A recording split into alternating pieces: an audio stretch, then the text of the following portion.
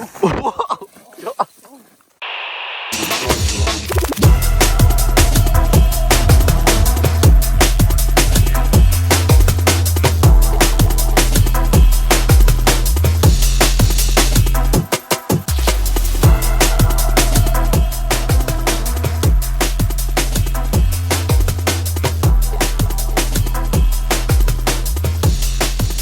Just got to Mount Coot-tha and the signals are crazy. You can tell which ones are from Mount Coot-tha. Got the massive radio tower up there. We've got an antenna coming in. We've got my SDR here, we've got Otto's SDR, 2 laptops. Ready. I got my filter. I got no filter.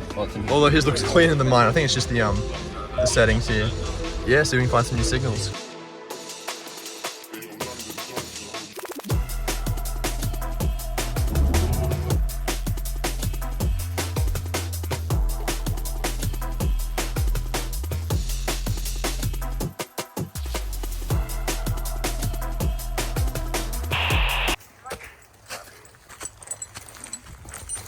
What? This is crazy! Alright, so we're at Mount Coot-tha, at the South Tower.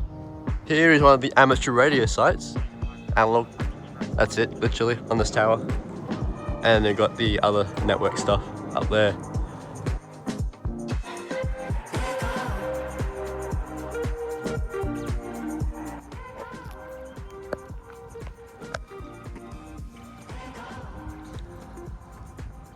What's up, HamTac? We're at our third location. Jaiden's behind the camera.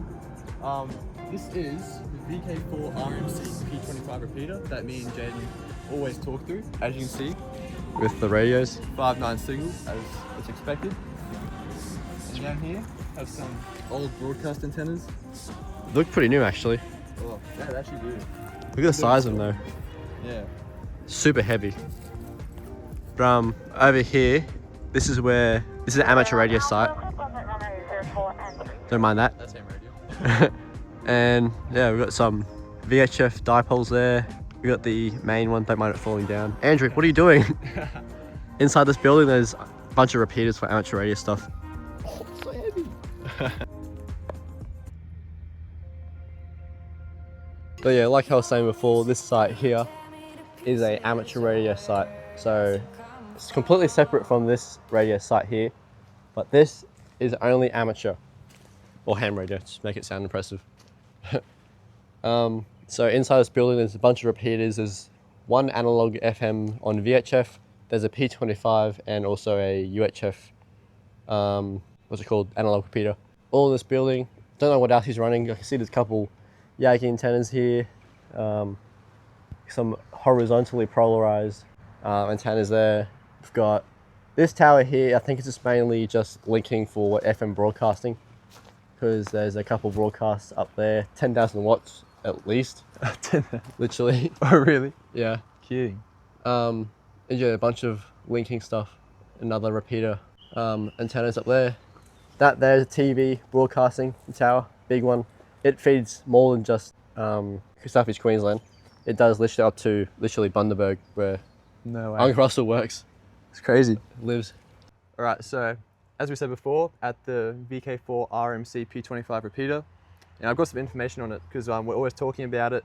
Maybe you might not, maybe like you're new, you might not know much about it yet. So P25, a digital mode, normally used in emergency services, but ham radio is taken on too. VK4 RMC, input 432.725, so that's our transmit frequency, and it's output 439.725, the 7 megahertz offset. Okay. Approximately 75 kilometer radius of coverage. Yep, that's pretty accurate. Yep. But yeah, it's a beautiful building. I mean, it's just brick, solid. It's about 300 meters above sea level. Okay. Do not use ChatGPT. It gives really wrong answers. Yeah, then we got this site here, which is ABC. So that's FM radio and TV all in one thingo. Couldn't imagine what it looks like inside. I can see the coaxial cable feeding it, and it's like that round. So they all transmit, most of the ones here, they all transmit 10,000 watts, but that's just 10,000 watts of power, not to air. Here's the other site. This here, it mainly only has FM radio and TV broadcasting on it, but there's huge microwave links. Like that's massive. There. Some up there. The higher you go, there's a little more. But yeah, so Crazy. many. Just radio. Beautiful. You can feel the RF, Otto. I know, nice and toasty. They've got a, whatever that is, see if I can zoom into it. There's a Jaiden antenna, that's the one, pointing directly up, another one over there. So I wonder what those for. So if you guys know, let us know in the comments, because we are curious as well. I see that tower in the very background over there. That's where we're going to next. So can't wait for that. We'll get the clip of that as well. Changing antennas from the RFI to the high gain UHF. It's also an RFI. Huh? And VHF. Ooh! Nagoya. Alright, Nagoya. That's from the Hamfest, right? Is it? Yeah. Bought brand new. Japanese. Japanese. Quality.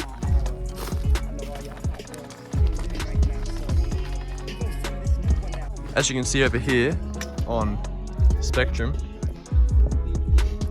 FM is just all broadcasting FM towers.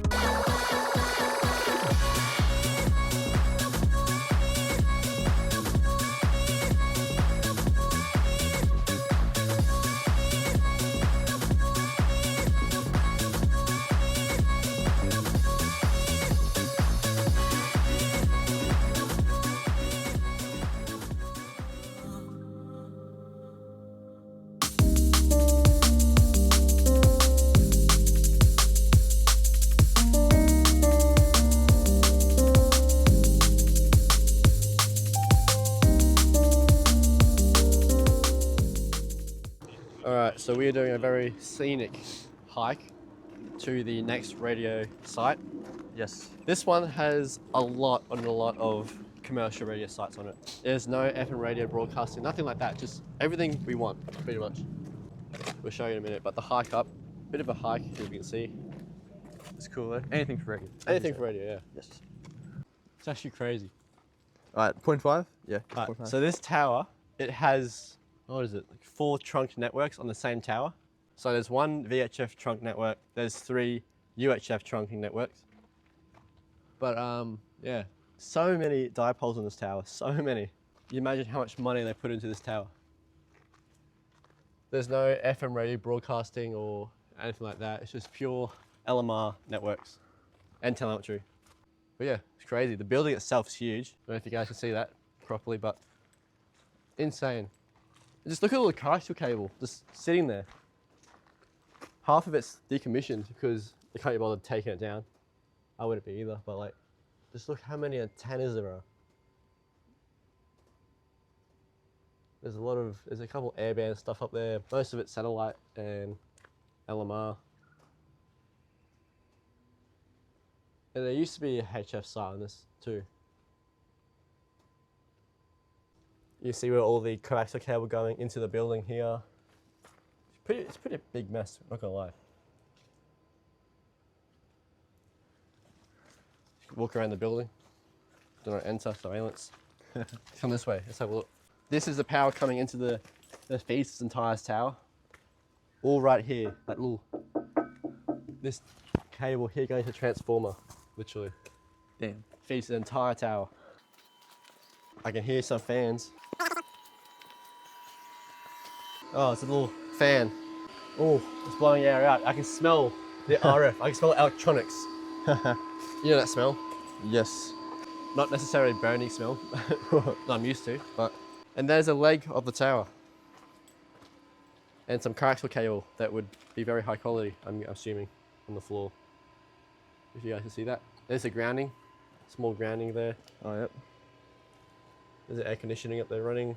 Look at that. Got a souvenir. Get in my back pocket. Now I'm going to assume this here is the generator room. It's like 2 stories in this building, by the way. So yeah, I assume it's a generator because there's a fan there and there's exhaust pipe coming out of it.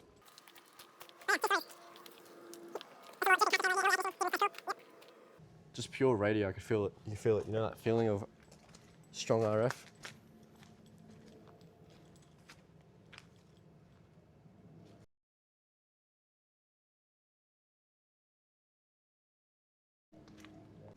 Oh, man. It's crazy that they just leave all this gear behind, then people like us could be using it. I know.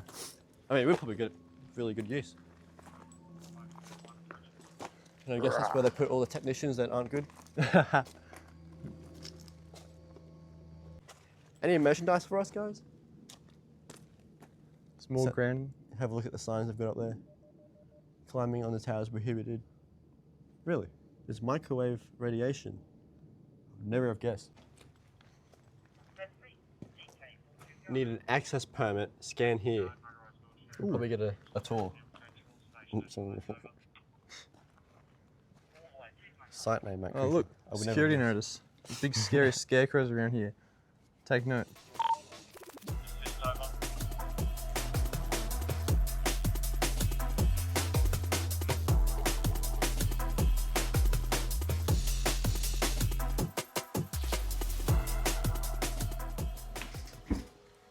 Alright, so me and Jaiden have been home from our Mount Coot-tha trip for about 3 hours now, and I've only just got finished recording and programming in all those new channels I got, because I'm not from here. I'm about 30 k's away from here.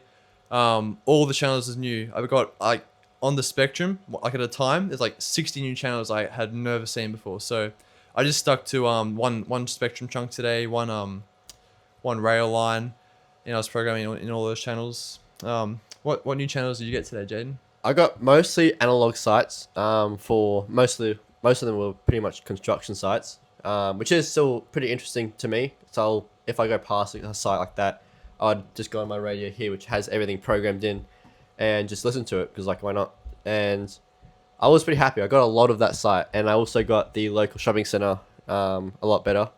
But really, because I'm around here, I've already scanned half the stuff around here, so you know nothing's really new. But I'm happy to take Otto for adventure, and I wanted to get out of the house as well, so it was good. Yes, because Jaiden's been scanning for probably an extra 2 or 3 years compared to me. I've only just got into it. Took a while for him to get me into it. But yeah, it's great. And, you know, a lot of amateur radio operators don't really like scanning or don't really get into scanning because there's a lot of conspiracy around it, I guess you'd say. They probably wouldn't even know what scanning really is and how to decode and all that. Well, some people would know what it is, but, you know, it's really just, you know, seeing what the spectrum has to offer, because really everything is pretty much out there in the public. Like, you can listen to your local emergency services if you know, can, because in Queensland, it's like all encrypted. Like, it's on encryption, P25, it's all that. So we don't even go next to that anymore. Oh, yeah. GWN at least. They're all encrypted. It's all encryption. So anything that isn't encrypted, that's stuff you can listen to. And that's what we are pretty much doing. Yeah, it's all open source. If you buy a $40 RTL-SDR offline, get some software on your laptop, you can access the exact same stuff we can, depending on your location. It's quite easy to get and listen in, because literally when we find a new network, so DMR trunking or whatever that is, obviously you're going to be in range of the system anywhere. So we'll get the data, we'll analyze it, see where it's came from, and we'll put that into our radio. So on the go, we can listen to that, and it's really cool. So looking back at the footage, because I've been editing it for the past 2 hours, because Otto's got all this new data for his spreadsheet. 6 channels. But I've just realized that we didn't get much content. Like, most of the stuff we got in this video sort of just shows that, like, us scanning, not really what we're doing. So sorry for that, but we are sort of just doing radio scanning all day and exploring the radio sites around us. So that's probably what we're doing most of the video. We can't really share and release all the information. Is probably not. Oh, the microphone. Oh, I got it. So yeah, we went to a radio site that we always used to talk through. It was like our main go-to analog repeater for amateur radio, because no one really used it, but now it's getting a bit popular with everyone monitoring it. Yeah. But there was an amateur radio site. I'll roll a clip on the screen right now. Alright, what's up, HamTac? Today we're at Mount Coot-tha. We're checking out 2 of the South Towers today. I've got VK4JKM here with us too. Some beautiful radio towers here, actually. Yes, there are. That's the amateur radio site tower right here. It has some other services on it. And over here, we've got... That site was the first ever proper repeater that Otto and I used to communicate. And now that's old for us, because now we use P25. There's a P25 repeater. But yeah, we use that one a lot now. Yeah. So that was the first radio site we visited. and then we sort of just went to other sites and scanned. Yeah, I mean, it's hard for us to find like a location other than Mount Coot-tha that covers both the general Redcliffe area and general Brisbane area. Like, unless like you have multi-site trunking or something, like point-to-point links or something, which isn't in amateur radio. You know, yeah. Mount Coot-tha had really good coverage at the time. A lot of interference though, like a lot. There's like a lot of interference. Yes, especially with the broadcast towers. Yeah, because the broadcasting, they're transmitting tens of thousands of watts, and we are trying to receive 50 watt max sites. So it's sort of hard to get the weaker sites, if you know what I mean. Need filters.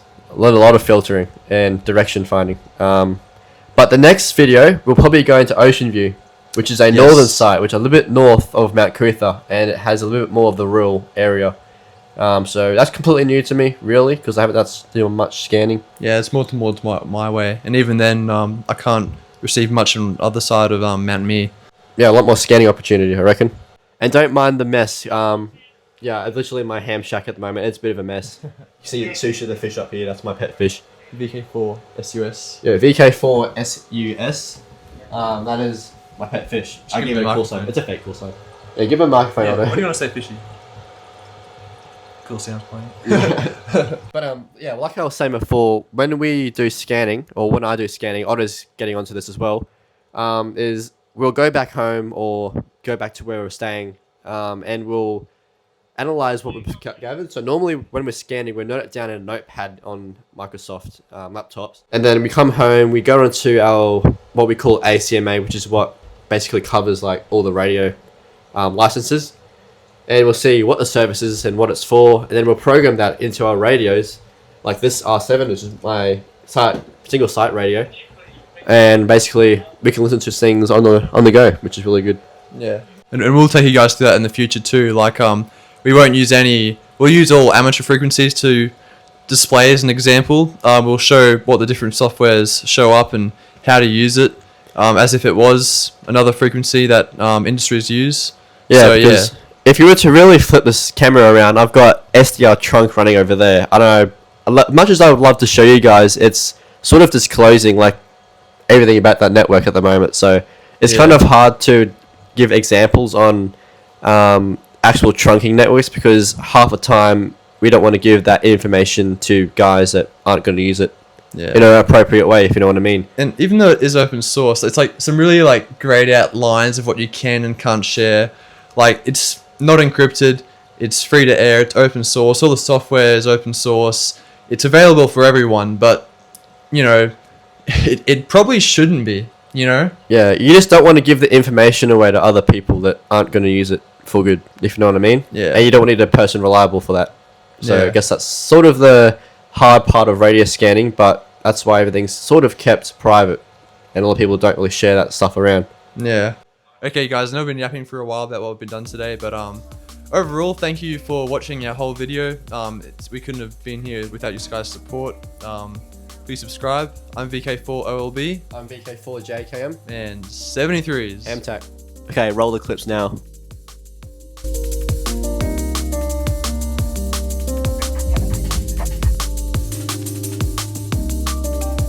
Set up at the moment. All the radios here scanning.